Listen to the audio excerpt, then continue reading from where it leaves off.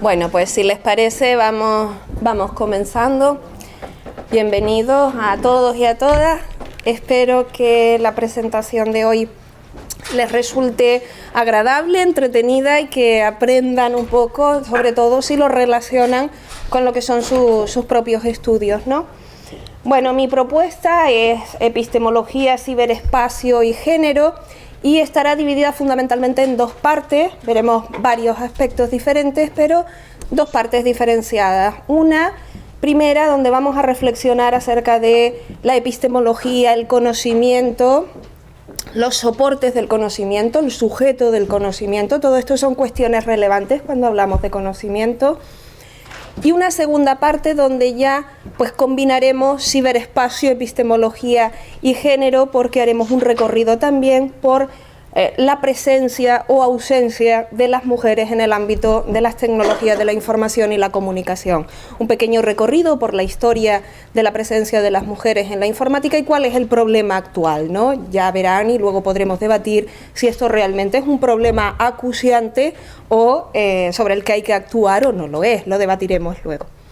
Bueno, para comenzar, he de decirles que preparo al mismo tiempo que esta conferencia otra sobre Feyerabend e inevitablemente los textos, las ideas, pues convergen.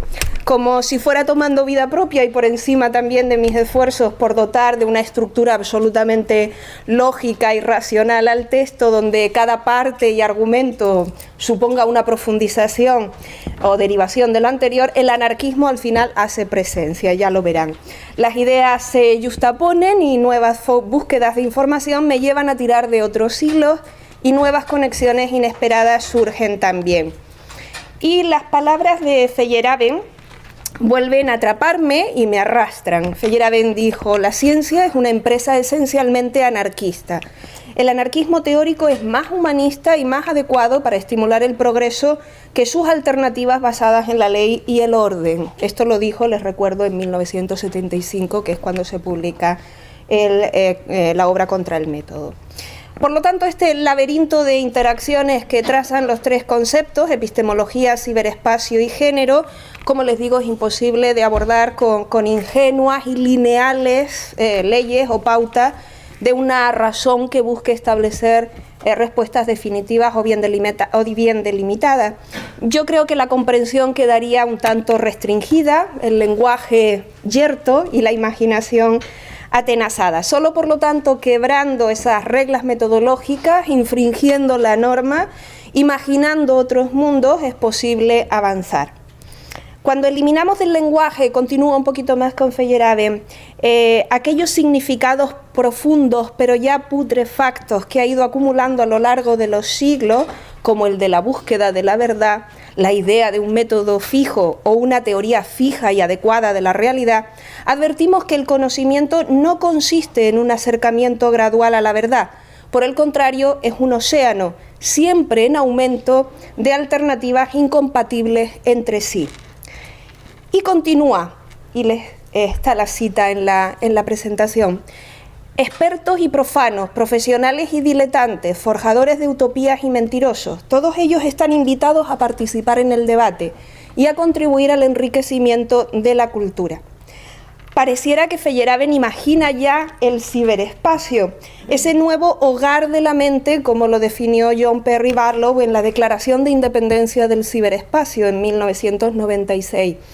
No es la primera vez que se utiliza el término, ya que es en 1984 cuando Gibson, en la novela Neuromante, juega con ese concepto. Realmente lo introduce también en alguna obra anterior, pero ha quedado como referencia a esta, ¿no? El ciberespacio, una alucinación consensual experimentada diariamente por billones de legítimos operadores en todas las naciones, por niños a quienes se enseña altos conceptos matemáticos.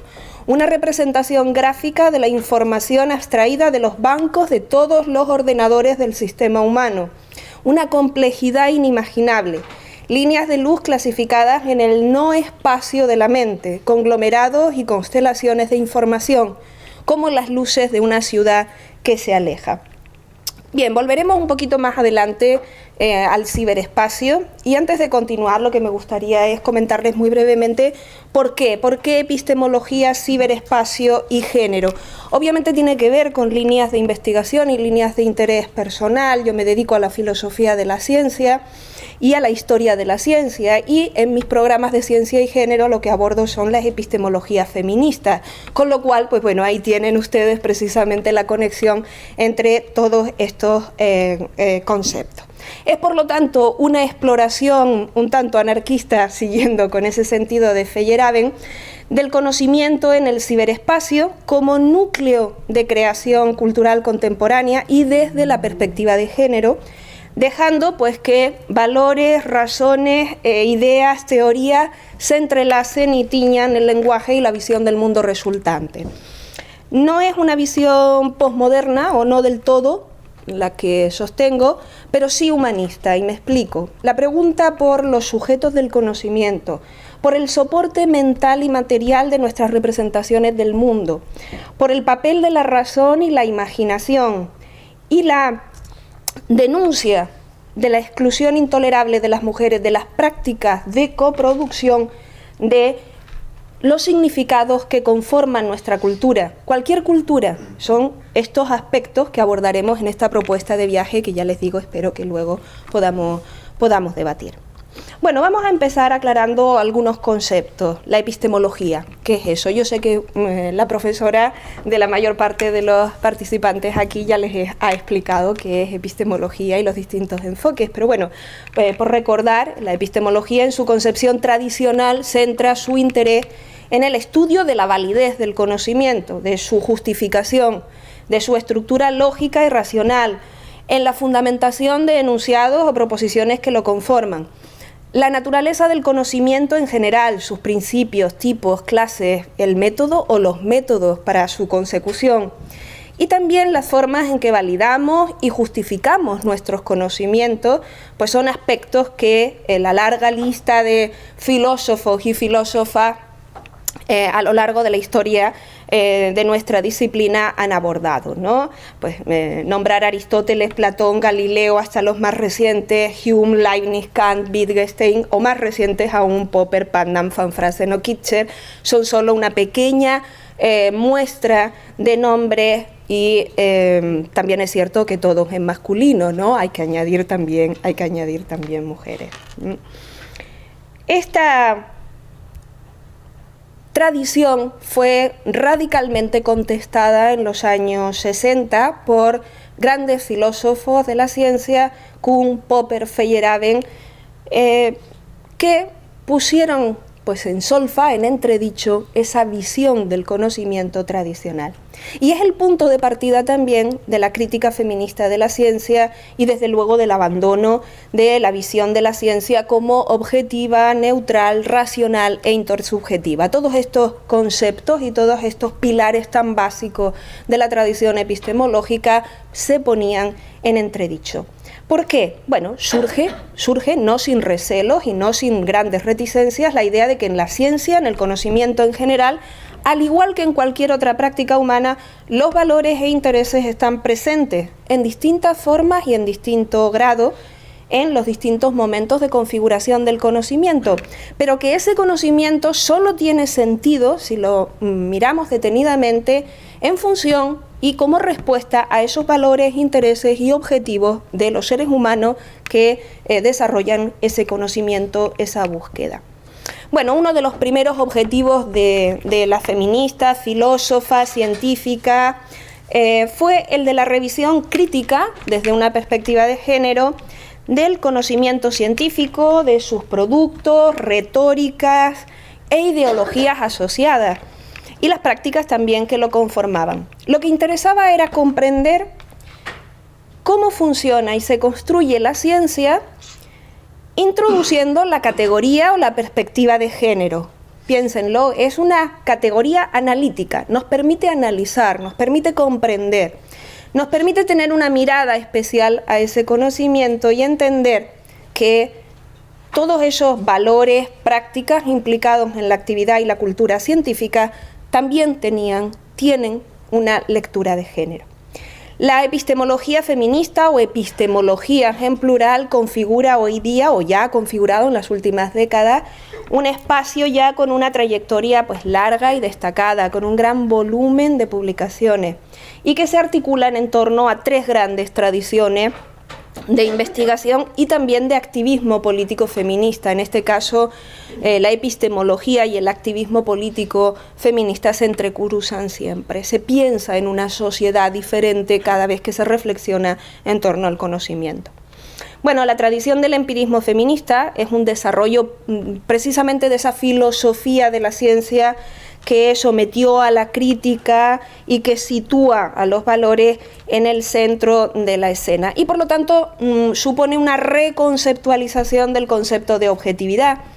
Pero también pertenecen a esta tradición o también beben de esta tradición toda una gran cantidad de científicas que empezaron a analizar los propios contenidos de la ciencia, las metodologías científicas, el cómo se elaboraban hipótesis, qué conceptos se manejaban, y advirtieron la presencia de todo tipo de sesgos de género. Prejuicios, viejos prejuicios y estereotipos acababan tiñendo todos esos procesos aparentemente tan neutrales, ¿no?, de la configuración de hipótesis, diseño de experimentos, interpretación de resultados, etc. Son muchos los ejemplos, yo no me puedo detener, pero hay grandes ejemplos de la ciencia, de ese conocimiento que nos han transmitido como absolutamente verdadero, objetivo y racional, que finalmente cuando rastreamos un poquito nos encontramos ahí todo tipo de estereotipos y prejuicios de género que, como les digo, está diseñando o está haciendo que las conclusiones sean una. De la tradición del feminismo más combativo de los años 70 y 80, influido además por las tesis marxistas y psicoanalistas, bebe la teoría del punto de vista feminista, desarrollada fundamentalmente por Sandra Harding. Les cito solo a una autora como la más destacada, pero son grupos de autoras, ¿no? Esa teoría del punto de vista feminista desarrolla un concepto no exento de polémica, y si quieren luego lo debatimos también, que es el del privilegio epistémico y el concepto también de experiencia de las mujeres. Esos conceptos se convierten pues, en una herramienta de trabajo para incluir en el debate nuevos ejes de reflexión.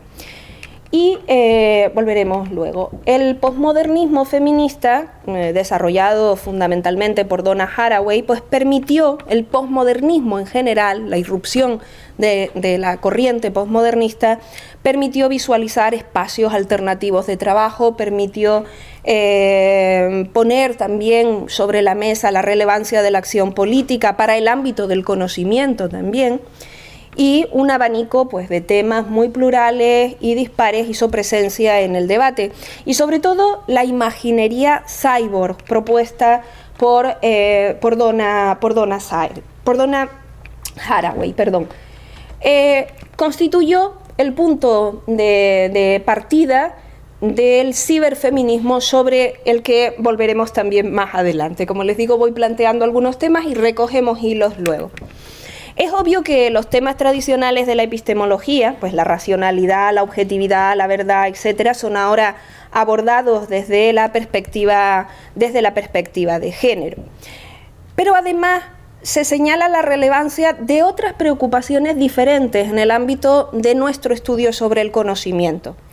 En concreto, ahora es central la pregunta por quiénes son los sujetos de conocimiento y en qué medida además las condiciones de acceso al conocimiento son también relevantes en nuestro debate sobre la epistemología, ¿no? Una cuestión que puede plantearse incluso en términos de espacio, ¿no? No solo metafórica, sino literalmente. ¿Quiénes ocupan el centro en el acceso y conformación de los conocimientos sancionados como válidos por la sociedad? ¿Y quiénes ocupan históricamente y siguen moviéndose aún en las periferias del proceso de construcción del conocimiento? Esta dialéctica centro-periferia es una dialéctica tremendamente interesante para abordarla desde nuestro punto de vista de género. Bien, sobre los sujetos en las epistemologías feministas, ¿qué dicen? ¿Qué dicen sobre esos sujetos de conocimiento? Pues para las teóricas del empirismo feminista, el sujeto de conocimiento está inserto en comunidades, las comunidades científicas, las comunidades de conocimiento, y en un contexto, además, que determina, por medio de procesos que son sociales siempre, cuáles son los conocimientos aceptados como válidos o como adecuados, porque finalmente el conocimiento que se considera válido es o debería ser aquel que, digamos, sobrevive al escrutinio crítico de esa comunidad de participantes en ese proceso de construcción del conocimiento. Por lo tanto, el sujeto no es un sujeto individual, el sujeto es un sujeto colectivo, es un sujeto que a través de esas relaciones establece o conforma o construye el conocimiento. Y por tanto, el conocimiento es social en ese sentido. Para las teóricas del punto de vista feminista, el concepto de privilegio epistémico, que como ya les dije no está exento de problema, está en manos de las mujeres, el privilegio epistémico. ¿Por qué? Porque su posición tradicional e histórica, subordinada y alejada o en la periferia, hace que desarrollen una visión más objetiva, con una cierta distancia y por lo tanto con perspectiva de los contenidos y los procesos de construcción del conocimiento. Y por lo tanto, al final, esa distancia, esa perspectiva, hace que ese acceso al conocimiento, esa posición además también crítica respecto a los conocimientos, es una visión que desarrollan fundamentalmente las mujeres, por estar no por ser mujeres de manera esencialista, sino por estar ocupando un espacio que no es el centro, sino la periferia.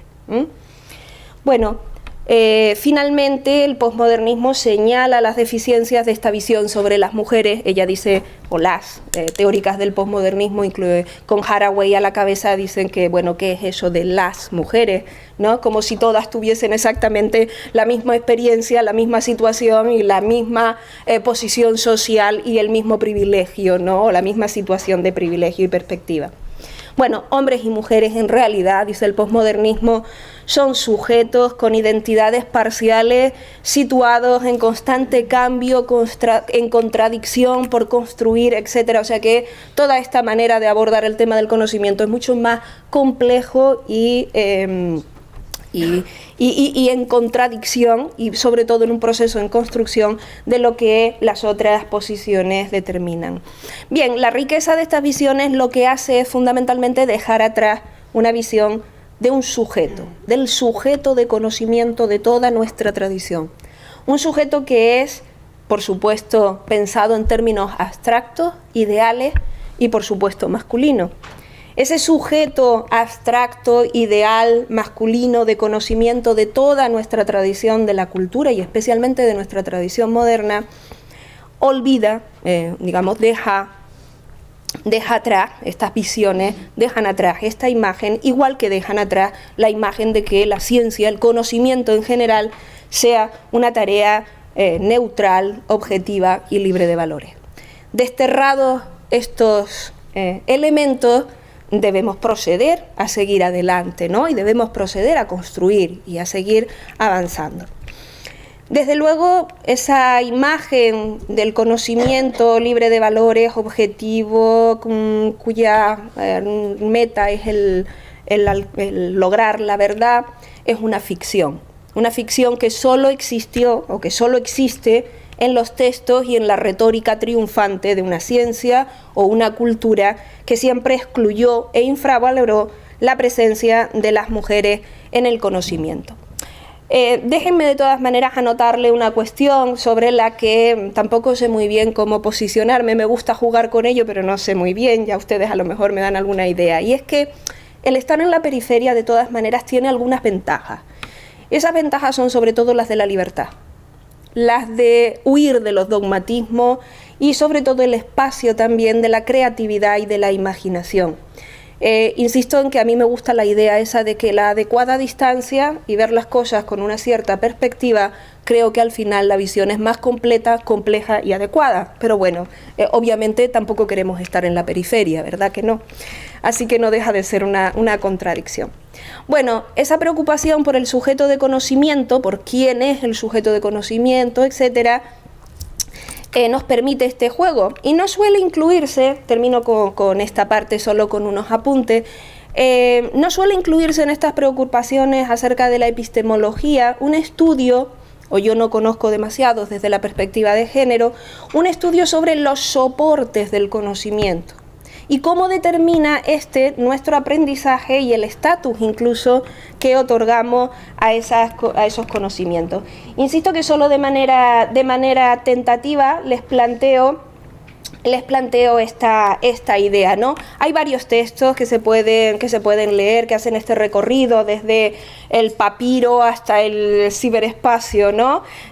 Pues yo lo he puesto así, del volumen al ciberespacio, porque realmente el primer soporte, no el primero fue en otro tipo de formatos, en piedra, tablillas, etcétera, pero digamos que un primer formato de escritura más permanente es precisamente pues el papiro, y ese papiro enrollado en unos cilindros de madera es a lo que se llama volumen, literalmente. El concepto griego volumen proviene de ahí, es enrollar, movimiento circular, enrollamiento, ¿no?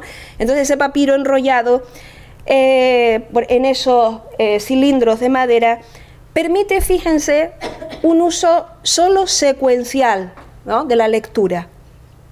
Irnos atrás implica no irnos a un punto concreto, sino irnos en todo caso al comienzo del rollo o al final del rollo, pero no nos permite localizar demasiado la información, ¿no? Se lee siguiendo el orden en el que está escrito, además es obvia esa linealidad y dificultad de la lectura, también hay algunos en formato horizontal o vertical. Yo quería llamarles la atención simplemente a la gran tradición de las bibliotecas antiguas, donde ahí situamos pues a una de las primeras mujeres relevantes, ¿no?, Hipatia, de la época alejandrina, como una de las grandes mujeres que en la historia de la ciencia manejó estos papiros, ¿no?, y cuidó y enseñó sobre ellos. La relevancia de las bibliotecas también en los monasterios de la Edad Media y el cuidado de todos estos textos es también fundamental y permitió el acceso de muchas mujeres también que literalmente iban a los monasterios, muchas de ellas solo porque esa era la manera de escapar, digamos, de un tipo de vida que era el que estaba prefijado para las mujeres y poder acercarse al conocimiento.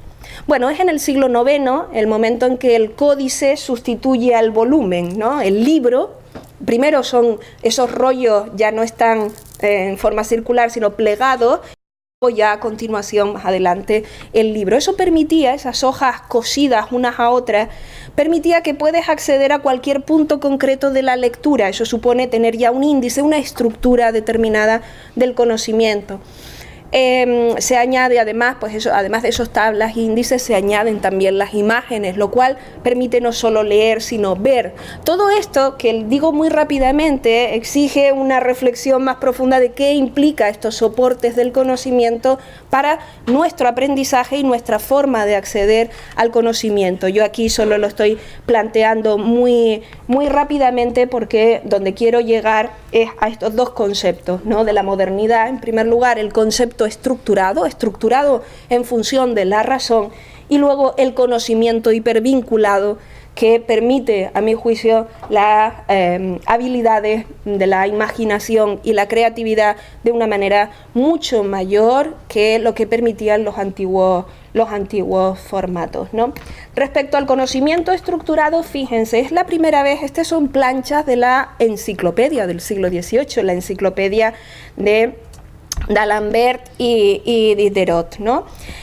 El proyecto fue ideado desde la más pura y estricta aplicación del conocimiento científico de la época y la idea de que había que recoger absolutamente todos los conocimientos de la época de manera sistematizada en pues, grandes volúmenes, ahí está toda la biblioteca, que además incorporaban estas planchas. Fíjense que la idea en las imágenes es recoger ¿no?, un perfecto, de la manera más completa posible, inventario de absolutamente todos los elementos que tenían que ver con esa ciencia. Bueno, ahí está representada una de las planchas de la geometría, de la astronomía, de la trigonometría, en fin, todas relacionadas.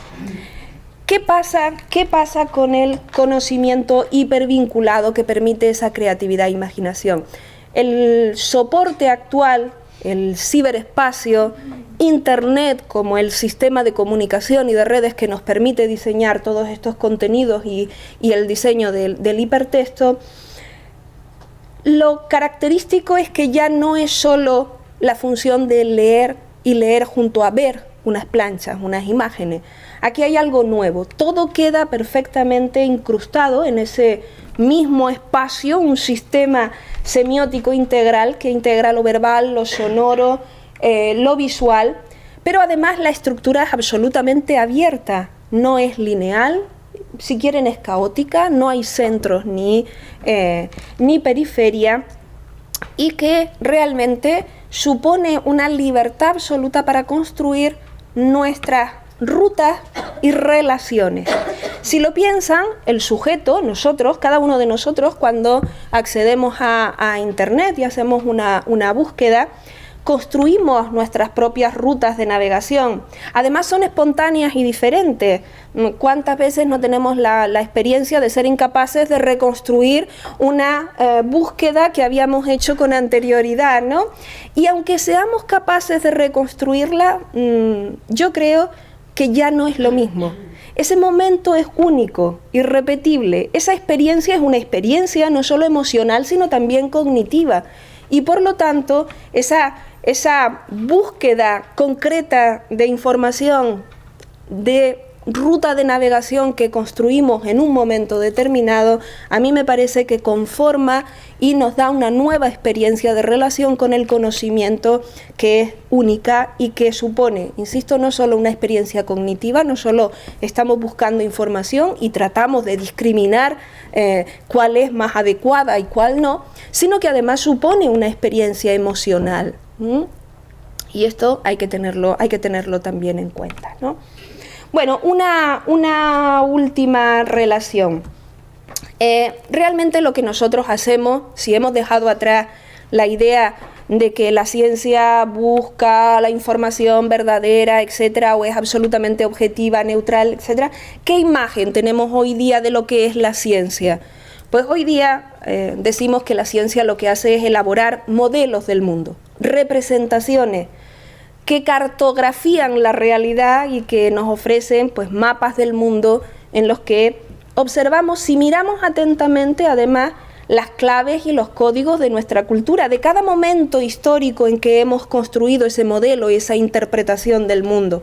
Pero también si miramos atentamente o si estudiamos atentamente cada uno de esos modelos, vemos también los valores, las convenciones, etcétera. Todos esos elementos que hacen que el conocimiento que aceptamos como adecuado sea un conocimiento que realmente responde o lo identificamos o ilustra muy bien la cantidad de convenciones, valores, intereses, objetivos que ese grupo de humanos que ha conformado ese modelo, esa construcción, esa interpretación del mundo, pues tienen ahí. Bueno, yo les puse ahí simplemente unas imágenes de los mapas porque los utilizamos de manera analógica y metafórica también, ¿no? Pero es muy ilustrativo cualquier mapa que ustedes cojan, también puede ser un mapa del universo, las imágenes del universo que se han construido desde la antigüedad reflejan perfectamente también cómo cada momento histórico tiene unos códigos, unas convenciones y una forma de presentar.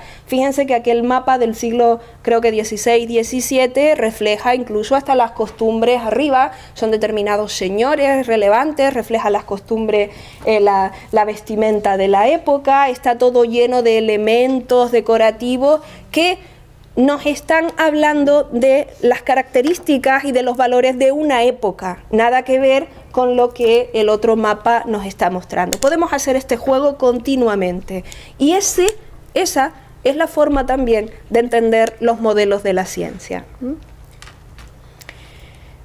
Nuestras teorías, dice un filósofo reconocido que a mí me gusta especialmente, Ian Hacking, que escribió el texto Representar e Intervenir, dice Ian Hacking, nuestras teorías y el mundo encajan tan adecuadamente entre sí, no porque hayamos averiguado cómo es el mundo, sino porque hemos confeccionado uno a la medida del otro. Bueno, somos, por lo tanto, si quieren, map makers, a mí me gusta esta en inglés, hacedores de mapas. Eso es lo que somos.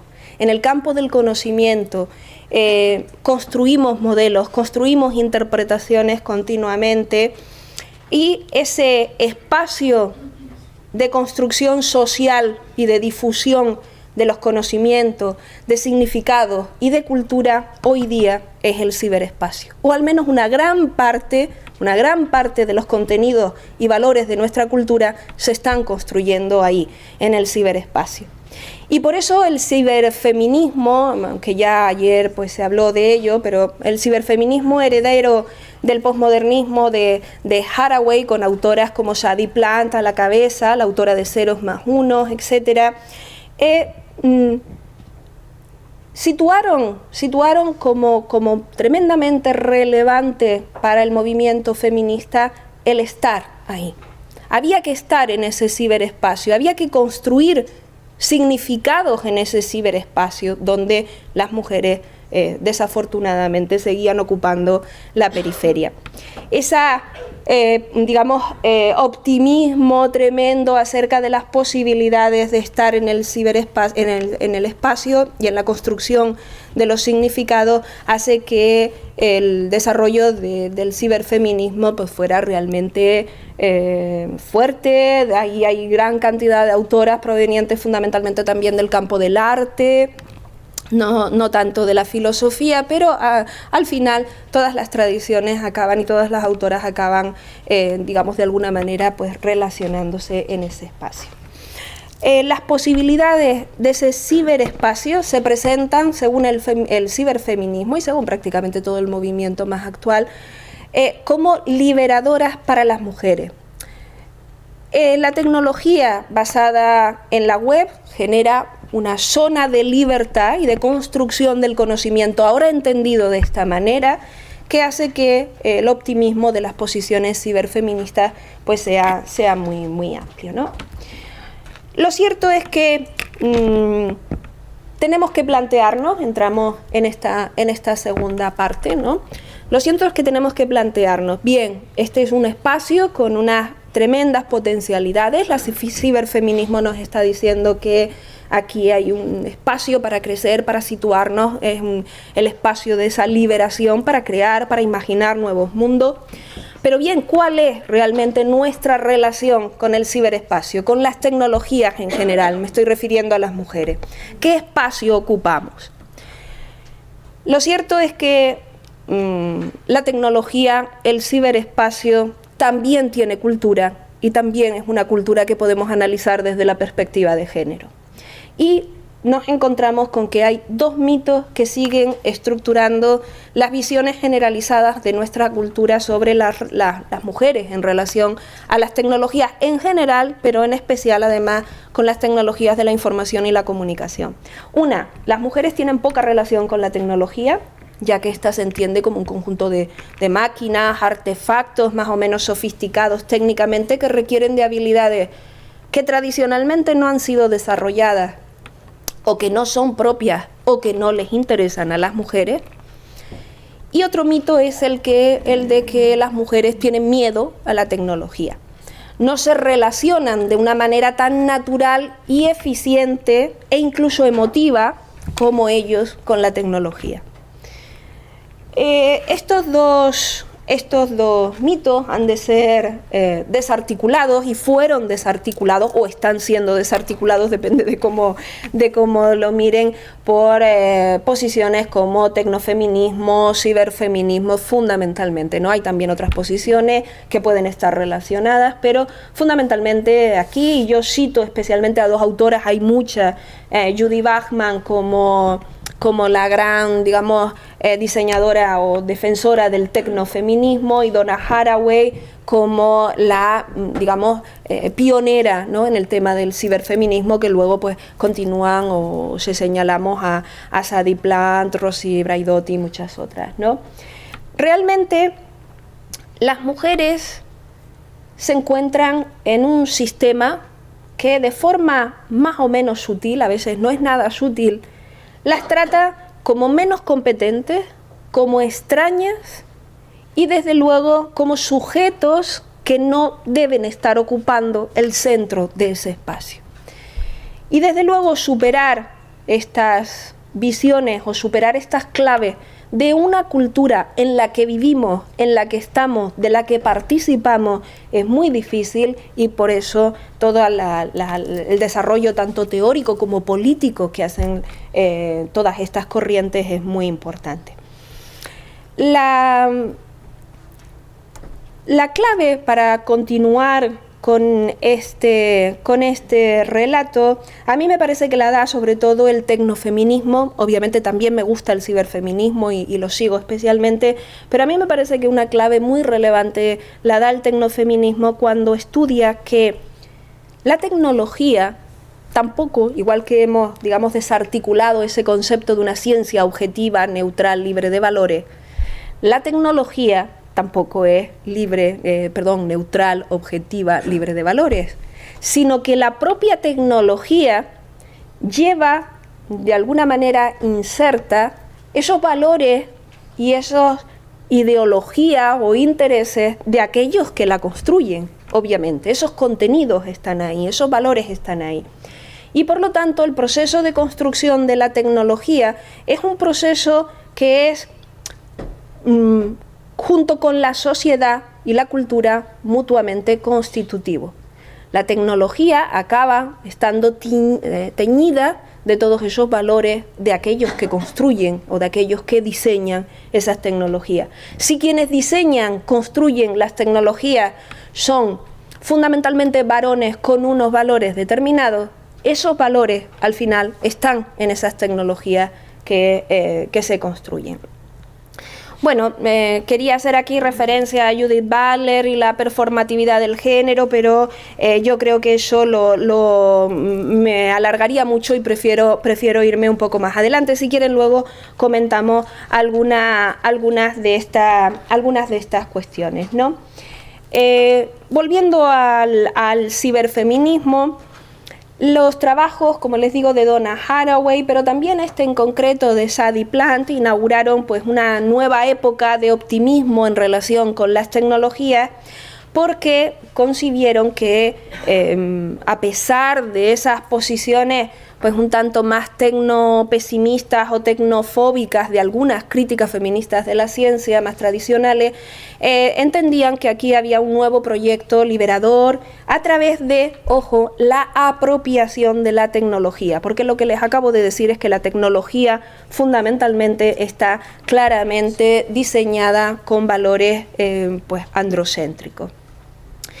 La imaginería del cyborg y este juego también de Sadie Plant con el concepto de ceros y unos, haciendo referencia a varones y mujeres, hizo que se diseñara pues toda una retórica, una corriente que ha llevado a muchas mujeres a imaginar otras posibilidades de estar en ese ciberespacio, en principio aparentemente estructurado según unos valores determinados.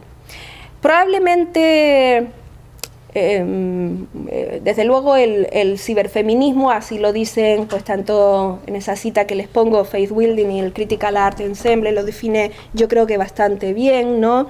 El territorio del ciberfeminismo es extenso, los objetivos de su lucha son el ciberespacio, el diseño industrial y la educación, es decir, todos aquellos campos en los que el proceso tecnológico presenta un sesgo sexista por el cual se excluye a las mujeres de las posiciones de poder dentro de la tecnocultura.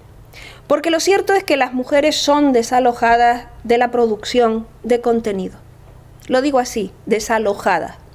Más aún después digo que esa es una situación que todavía es mucho más dramática después de esos años 90 de optimismo ciberfeminista. Porque las claves de la construcción de todo tipo de conocimientos y de contenidos y de soportes, ¿no?, de ese conocimiento en el ciberespacio sigue siendo eminentemente androcéntrica. pero se ocultan ante esa aparente democratización, horizontalidad y accesibilidad a todos esos contenidos, que no deja de ser absolutamente engañoso la mayor parte de las veces. Yo recuerdo un profesor de filosofía de la ciencia que nos decía comentando un texto, dice, no se lleven a engaño, cada vez tenemos más secretos. En esta época en que nosotros nos creemos que tenemos más acceso a más conocimientos porque tenemos ese acceso libre a Internet, no, en Internet no está el conocimiento relevante, no está el conocimiento estratégico, no está el conocimiento que manejan los poderes en los países que son estratégicos para las naciones o para el poder económico. La información de verdad relevante que tiene poder de verdad no está disponible en Internet. Así que no nos llevemos tampoco a engaño. Bueno, como les digo, este texto inaugural del ciberfeminismo de Sadie Plant, 0+1, Mujeres Digitales y la Nueva Tecnocultura, en él se reivindica una participación activa de las mujeres, no solo en la historia de la tecnología, sino que además con ese uso de metáforas que asocian la práctica de tejer y la informática, configurando a las mujeres como hábiles tejedoras de la información, es muy sugerente, nos atrapa inmediatamente esta retórica, pero ojo, tenemos que pararnos un poquito y es lo que les propongo a continuación. ¿Dónde están las mujeres? ¿Cuáles son las relaciones entre las mujeres y la informática? ¿Han estado? ¿Están? ¿Cómo? Las mujeres han sido programadoras, tejedoras de código durante muchas décadas.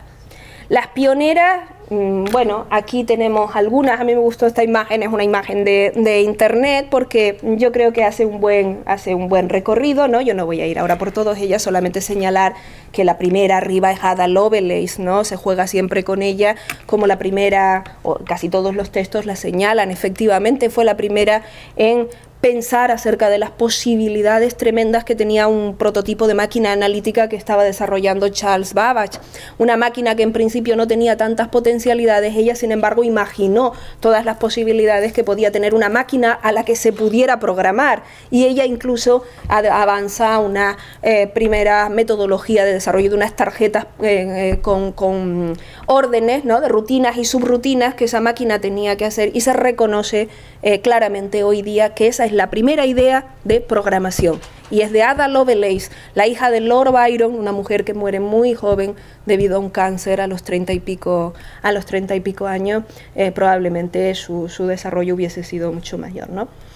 Bien, insisto, las mujeres han sido programadoras, tejedoras de código durante mucho tiempo. La gran Grace Hopper fue la matemática que enseñó a hablar esos ordenadores en los años 30. Se señala también a las mujeres del gran computador ENIAC, ahora lo vemos también, y algunas otras. Incluso ustedes son más jóvenes y a lo mejor no la recuerdan, ¿no? La gran actriz de Hollywood, Hedy Lamarr, también se señala como una de las mujeres que ideó de una tecnología que está a la base del Wi-Fi actual, ¿no? Bueno, no están ahí, pero no sé si vieron la película The Imitation Game, la película de Alan Turing. ¿La vieron? ¿No? Pues hay que verla. Es la historia del desvelamiento, ¿no? La historia de cómo se logró pues solucionar el código Enigma, ¿no? Cómo se consiguió desvelar el código Enigma durante la Guerra Mundial. Bueno, pues en esa película, en Imitation Game, que se muestra la historia de Alan Turing, sí que aparece la genial matemática y criptoanalista Joan Clark, que es con quien trabaja. Pero lo que no aparece en la película y lo que nadie prácticamente sabe es que de las 8.000 personas que trabajaban como descifradoras en Bletchley Park, en Inglaterra, durante la Segunda Guerra Mundial, de las 8.000 personas, más de 6.000 eran mujeres. Mujeres matemáticas, criptoanalistas, muchas de ellas, otras no, otras simplemente lo que tenían eran habilidades, les hacían pruebas de resolución de problemas, etc. Pero bueno, aquí simplemente hay una muestra de las criptoanalistas que trabajaban en el equipo de la Colossus. La Colossus era una de las primeras grandes computadoras y eran las mujeres, eran estas mujeres matemáticas, la mayor parte de ellas, quienes programaban y aprendían o desarrollaban lenguajes para programar esa máquina, ¿no? A partir de los años 50, el número de mujeres programadoras que optimizan código, que avanzan en lenguaje de programación, etcétera, son muchas.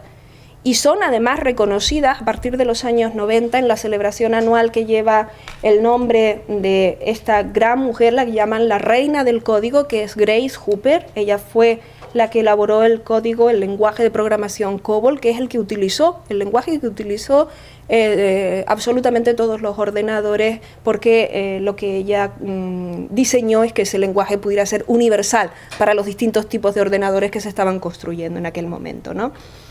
Bueno, a partir de los años 90 se celebra una convención anual sobre Grace Hopper, y ahí se señala a mujeres y se reconstruyen las historias de mujeres absolutamente determinantes en la historia de la informática, en la historia de la programación, que nos han llevado a el estado actual que ahora disfrutamos. A partir de los años 70, los avances de las mujeres, en los años 60, 70, los avances de las mujeres en todas las profesiones es muy destacado y llegando a ser casi el 50% en la mayor parte de ellas.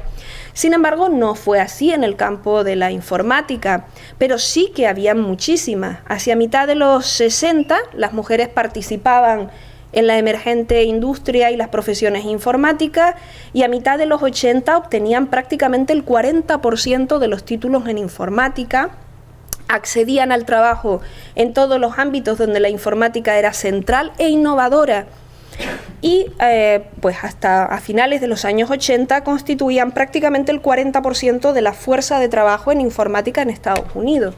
Era realmente un éxito para la profesión y para el movimiento de mujeres en general, siendo un campo profesional pues más relacionado con las ciencias, la tecnología, etcétera. A las mujeres les costaba acceder mucho más. Fíjense en las imágenes.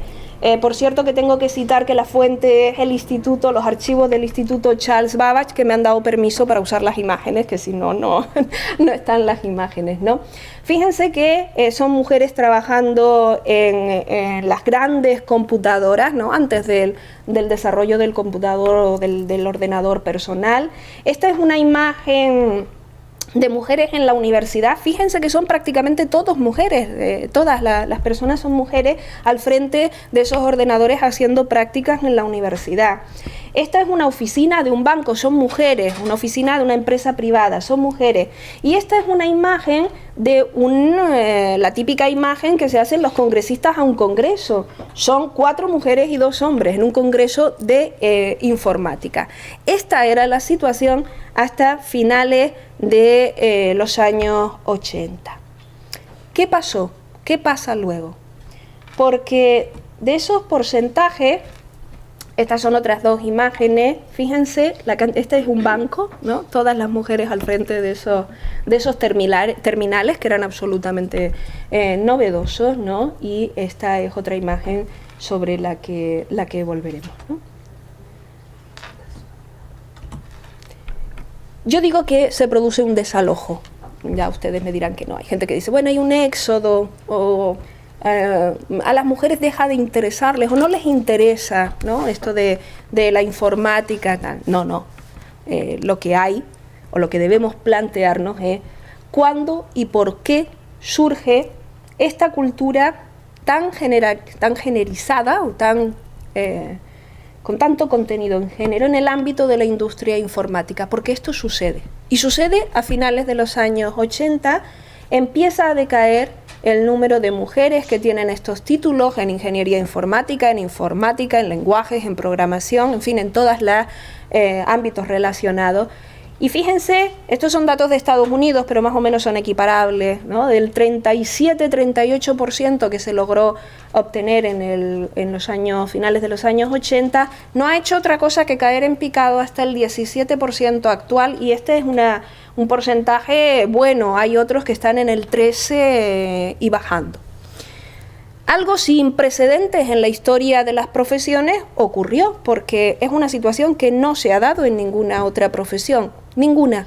En todas las demás, las mujeres progresivamente siguen, en unas más rápidamente, en otras un poco más, con menor ritmo, pero todas siguen aumentando el número de mujeres hasta llegar prácticamente al 50-60%, ¿no? La proporción de mujeres aquí ha caído. Es un verdadero desalojo del núcleo de la creación de significados, artefactos y representaciones de nuestra tecnocultura actual. La realidad es que ellas mismas lo relatan. Yo les he puesto esos textos ahí porque son textos centrales que he estado estudiando. Gender Codes es un texto muy citado últimamente porque realmente reflexiona concretamente sobre esta cuestión, ¿no? Lo mismo que Recoding Gender, ¿no? Son dos textos que analizan desde distintos puntos de vista qué está pasando con ese desalojo de las mujeres de la profesión informática, ¿no?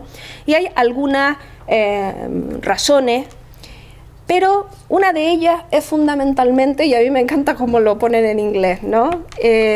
La definición de los actuales espacios de trabajo en la industria informática. Literalmente ponen macho work environments. Utilizan ese concepto.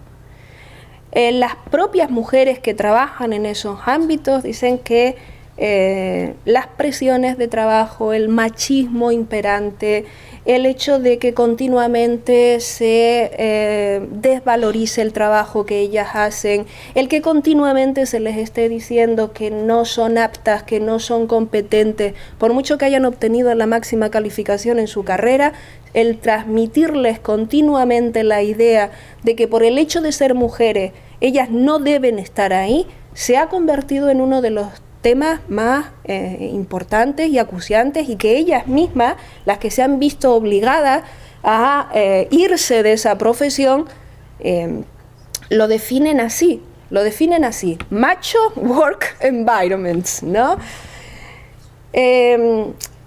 Las presiones de trabajo extremas también de la profesión informática actual, sobre todo en las industrias, también tiene que ver con esto, ¿no? Llega un momento en que se pone sobre la balanza si realmente merece la pena ese esfuerzo, por mucho que tenga grandes capacidades y competencias. Pero claro, ese desalojo de la presencia de las mujeres en el núcleo de la creación informática, del ámbito del desarrollo del código, de la programación, etcétera, no solo es una gran pérdida de talento, que así se ha valorado también desde los programas de la Comisión Europea, sino realmente un desalojo de ese núcleo central de la creación de significados, artefactos y representaciones de nuestra cultura. Voy terminando. Ellen Spertus, una joven graduada del MIT en 1991, elaboró un informe, y ese informe, como joven graduada, es un informe que se ha convertido en una de los primeros informes que puso el dedo sobre la llaga. Su texto se titula, su artículo, ¿por qué hay tan pocas mujeres informáticas? Y ella decía que desde luego ya no era la discriminación formal o barreras explícitas a las mujeres, eso era de otra época, ¿no?, en otras profesiones, sino que son los sesgos de género codificados en la cultura profesional. Esa cultura está absolutamente pues teñida de todo este tipo de contenidos sexistas.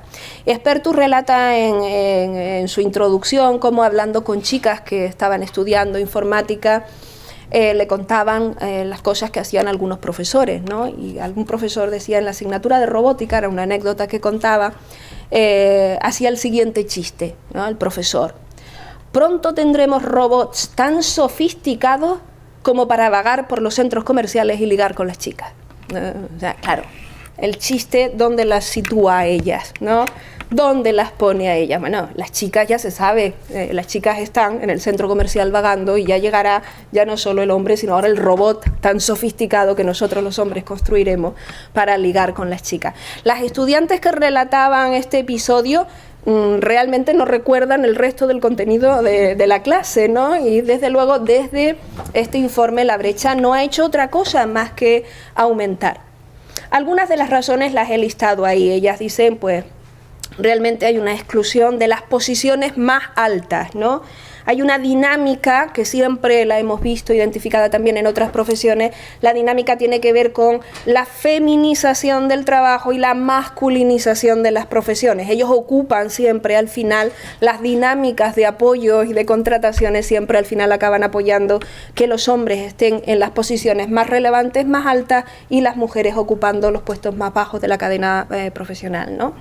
Obviamente también hay diferentes expectativas profesionales que separan los años 60 y 80 de la situación de ahora. La industria ha cambiado completamente.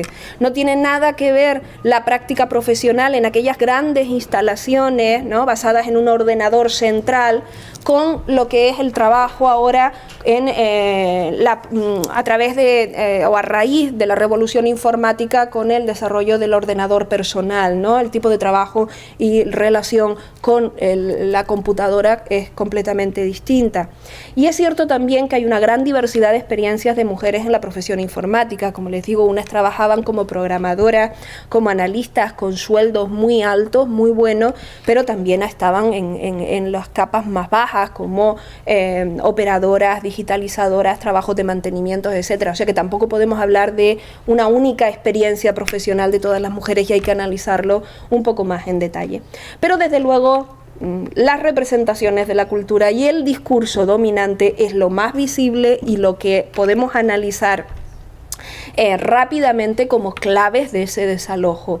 En relación a las representaciones de la cultura, pues estoy hablando de la emergencia de los nerds masculinos, ¿no? Esos informáticos jóvenes de gran éxito profesional, que siempre son varones muy jóvenes de gran éxito, que son la imagen además que se transmite a través de los medios de comunicación de esos, del sujeto, ¿no?, de la informática, del sujeto de la tecnología. Por supuesto, la industria de los videojuegos. Yo no voy a entrar aquí porque ya no me da tiempo, pero la industria de los videojuegos, claramente dirigida a los niños, varones, y con incorporación masiva en los contenidos de esos videojuegos de los estereotipos tradicionales. Por supuesto, además, el hecho de que la industria sea una industria multimillonaria y que mueva muchísimo dinero y poder, hace que también ahí se sitúen claramente en el centro los varones y dejen a las mujeres en la periferia. No solo que las dejen en la periferia, sino que realmente a veces hasta las ataquen de manera con acoso, ¿no? Supongo que conocen el caso de Anita Sarkeesian en la red, ¿no? La que va comentando los roles en los videojuegos y vamos, ha recibido todo tipo de acoso y amenazas. Por supuesto, la amplificación en los medios de comunicación de la imagen masculina relacionada con el poder transformador e innovador de la informática, ¿no? Y por supuesto el discurso dominante. Aquí les comento un momento, porque el discurso dominante, me refiero a ello cuando se trata de ofrecer explicaciones sobre la baja participación de las mujeres en la educación informática. Las razones que se aducen están creando un discurso que se convierte en dominante. Se asume que los hombres tienen una actitud exploradora y lúdica, mientras que las mujeres se guían solo por necesidad, no por el entusiasmo ni por la curiosidad.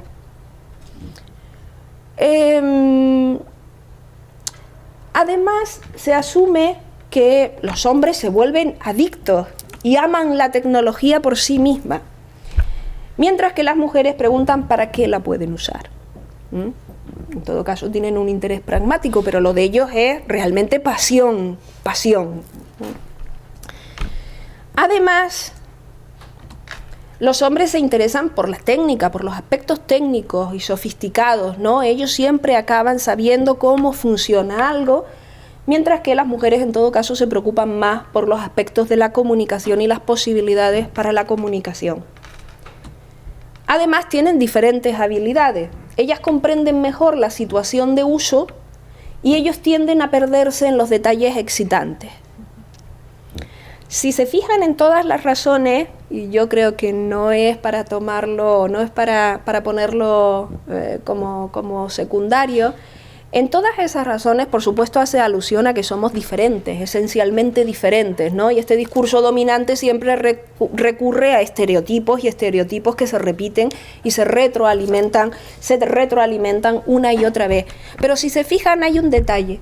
Si ellos, o que a mí me llama especialmente la atención, si ellos están tan en la tecnología, es porque hay un componente emotivo, pasional fuerte, y eso les vincula a la tecnología mucho más que a las mujeres. Si quieren reflexionamos un poquito luego sobre ello también. Bueno, yo finalizo simplemente diciéndoles que la imaginación tecnológica abre nuevas posibilidades, abre un mundo, yo comparto con el ciberfeminismo, tremendamente potente para que estemos ahí, todos hombres y mujeres, construyendo los significados de nuestra cultura, y que la educación en la imaginación tecnológica no es un trabajo de los ingenieros o de los científicos en computadoras, en programación, es una cuestión humanística, es una cuestión de las humanidades implicadas con las tecnologías digitales, tanto para desarrollar análisis teóricos y una comprensión más profunda acerca de las claves de nuestra tecnocultura actual, como para imaginar nuevas posibilidades de expresión, representación del mundo y construcción de proyectos liberadores de futuro.